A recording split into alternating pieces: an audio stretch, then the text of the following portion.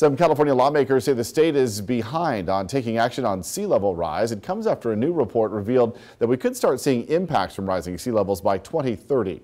KSBY's Melissa Newman joins us live now from Oceana with how changes in legislation could impact seaside homeowners right here on the Central Coast.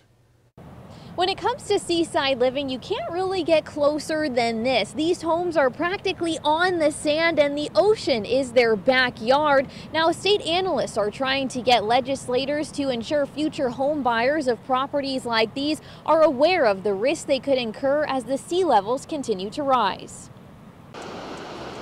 The topic of sea level rise used to be something some people in coastal communities thought wouldn't happen for decades. A new report by California's Legislative Analyst's Office is now revealing we could start seeing rising sea levels on our coast by 2030, with the water level rising about 7 feet by 2100. Perhaps a city or community, a city such as Pismo, could have some restrictions about how close to the water structures are so that they won't get damaged or, God forbid, collapse and injure someone. State analysts are now asking local leaders to consider actions like this and also having state legislators consider writing real estate disclosures that would require future homeowners to be notified about the damages they could incur from sea level rise.